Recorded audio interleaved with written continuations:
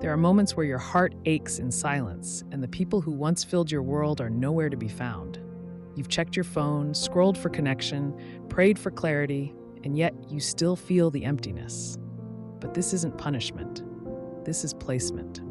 God uses isolation to show you truth in a way no crowd ever could. When you're surrounded, you hear too many voices, but when you're alone, you begin to hear the one voice that never left. In the quiet, He reveals the lies that comfort once covered. He exposes the people who only stayed because of convenience, and He brings forward the reality of what and who was never for you. God allows space to protect you from what would have confused your purpose. While you may think you're forgotten, the truth is you're being redirected. There are blessings you prayed for that required your full attention, and this solitude is setting the atmosphere for that clarity. You may be asking why no one reaches out anymore, why you're left on read, why you're not invited, but in truth, that disconnection was divine. When God removes noise, He's getting ready to speak, and when He speaks in truth that cannot be argued with.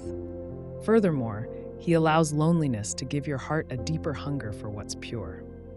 You no longer settle for empty words or shallow emotions. You crave substance. You want truth. You long for something real. That hunger didn't come from heartbreak. It came from God showing you what your spirit truly needs. Also, through this distance, He teaches you how to trust Him without distractions. You begin depending on His presence, not people's presence. You build faith without applause. You mature without needing attention, and that growth becomes the foundation for everything He's about to bring into your life.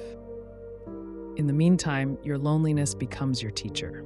It shows you how to pray more honestly, how to forgive even when there's no apology, how to stand in peace even when you feel misunderstood. It develops strength that can't be shaken and peace that isn't borrowed. Eventually, you'll see why this was necessary. You'll look back and realize certain people couldn't come with you. Certain relationships weren't meant to survive your spiritual elevation, and certain connections only served a temporary purpose. Equally important, this quiet season restores your spiritual eyesight. You begin recognizing real love versus temporary attention. You learn to see character, not just charm. You recognize consistency, not just chemistry. These are lessons that noise would have blocked and popularity would have blinded. And while it may feel unfair, this season is sacred.